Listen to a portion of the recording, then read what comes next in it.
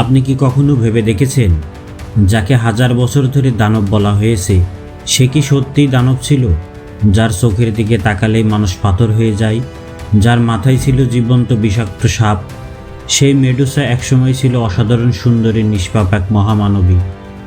আজকের এই ভিডিওতে আমরা জানাবো গ্রিক মাইথোলজির সবচেয়ে ভুল বোঝা চরিত্র মেডুসার আসল ইতিহাস। ভিডিওর শেষ পর্যন্ত থাকুন, কারণ শেষের তথ্যগুলো আপনার মেডুসাকে দেখার দৃষ্টিভঙ্গি পুরোপুরি বদলে দিতে পারে। এমন রহস্যময় ইতিহাস আর মিথোলজিক্যাল গল্প পেতে চাইলে চ্যানেলটি সাবস্ক্রাইব করুন এবং বেল আইকনটি চেপে দিন।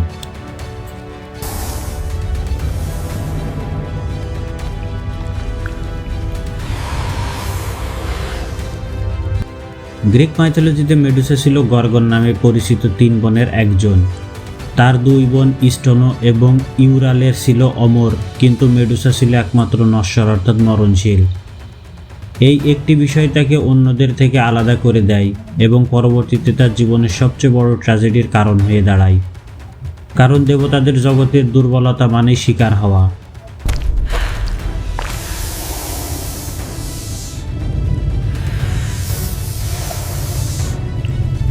অনেক প্রাচীন গ্রিক লেখায় বলা হয়েছে অভিশাপের আগে মেডুসা ছিল এক অতুলনীয় সুন্দরী নারী।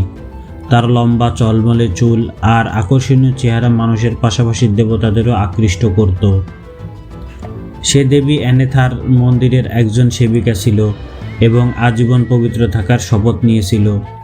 তার জীবন ছিল শান্ত, ধর্মীয় নিয়মে বাঁধা এবং সম্পূর্ণ নির্দোষ।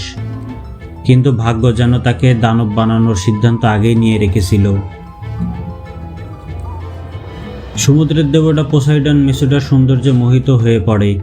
বহু গ্রিক লেখকের মতে মেডুসা এখানে কোনোভাবে সম্মত ছিল না, বরং সে ছিল ভুক্তভোগী। এই ভয়ঙ্কর ঘটনা ঘটে অ্যাথেনার মন্দিরের ভেতরে, যা দেবীর কাছে চরম অপমানের বিষয় ছিল। কিন্তু এখানে প্রশ্ন ওঠে, অপরাধী কে ছিল, পোসাইডন নাকি মেডুসা? আশ্চর্যের বিষয়, অ্যাথেনা তার ক্রোধ পোসাইডনের উপরে না ঝেড়ে মেডুসার উপর অভিশাপ হিসেবে নিক্ষেপ করে। অ্যাথেনার অভিশাপে মেডুসার জীবন চিরতরে বদলে যায়। তার সুন্দর চুল রূপ নেয় জীবন্ত বিষাক্ত সাপে।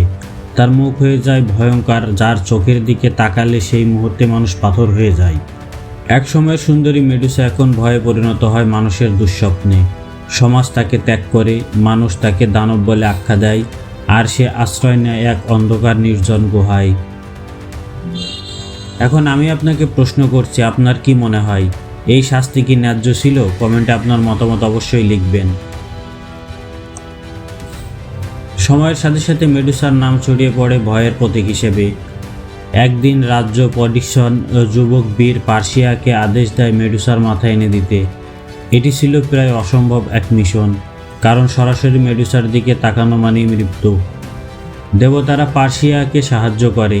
হারমিস তাকে দেয় ধারালো তরবারি, অ্যাথেনা দেয় আয়নার মতো চকচকে ঢাল, আর হেডিস দেয় অদৃশ্য হওয়ার হেলমেট। এই দেবতাদের সহায়তায় পার্সিয়াস ধীরে ধীরে মেডুসার গুহায় পৌঁছায়।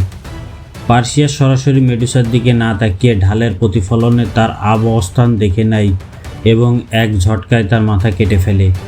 এখানেই গল্প শেষ নয়। মেডুসার মৃত্যুর সাথে সাথেই তার দেহ থেকে জন্ম নেয় উড়ন্ত ঘোড়া পেগাসাস এবং যোদ্ধা ক্রিসাওর। মৃত্যু থেকেও যেন জীবন জন্ম নিতে পারে, মেডুসার গল্প তারই প্রমাণ। এটা কি কেবল কাহিনী, নাকি এর পিছনে কোনো গভীর প্রতীকী অর্থ লুকিয়ে আছে, তা আপনার কি মনে হয়? সবচেয়ে আশ্চর্যের বিষয় হলো অ্যাথেনার পরে মেডুসার মাথা কাটা নিয়ে ঢাল অ্যাসিডে বসিয়ে রাখে। যাকে একসময় অভিশাপ দিয়েছিল সেই মেডুসার শক্তিকে সে নিজের অস্ত্র বানায়। এখানেই প্রশ্ন ওঠে, মেডুসা কি সত্যিই দানব ছিল, নাকি দেবতার রাজনীতির শিকার এক শক্তিশালী নারী? আধুনিক দৃষ্টিভঙ্গিতে মেডুসাকে আর দানব হিসেবে দেখা হয় না। অনেক ইতিহাসবিদ ও লেখক বলেন মেডুসা হলো নারীর উপর অন্যায়, অবিচার আর সমাজের নিষ্ঠুরতার প্রতীক। তার চোখ মানুষকে পাথর করে না, বরং সত্য মানুষকে স্থবির করে দেয়।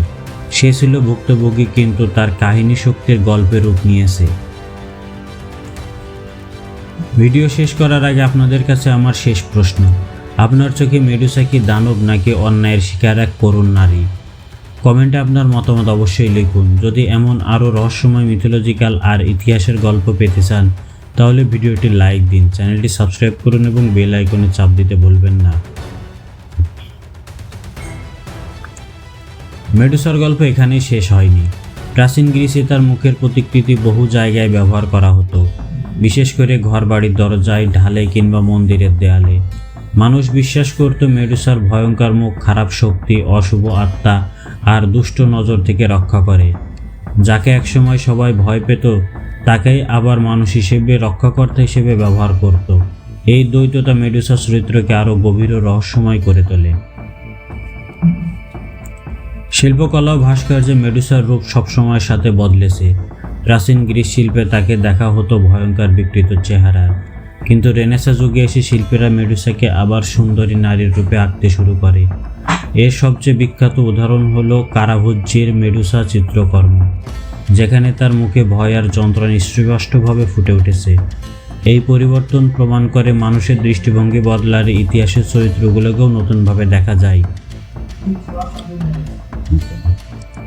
মনোবিজ্ঞানের দৃষ্টিকোণ থেকে মেডুসাকে দেখা হয় ভয়ের প্রতীক হিসেবে। অনেক বিশেষজ্ঞ বলেন মেডুসার চোখে পাথর হয়ে যাওয়া আসলে মানুষের আতঙ্কের রূপ। কিছু সত্য, কিছু ট্রমা আছে যেগুলো মুখোমুখি হলে মানুষ মানসিকভাবে স্থবির হয়ে যায়। সেই অর্থে মেডুসা কোনো দানব নয়, বরং মানুষের গভীর ভয়ের প্রতিফলন। আধুনিক নারীবাদী চিন্তাধারায় মেডুসা হয়ে উঠেছে এক শক্তিশালী প্রতীক। তাকে দেখা হয় এমন এক নারী রূপে যে অন্যায়ের শিকার হলেও সমাজ তাকে দোষী বানিয়েছে।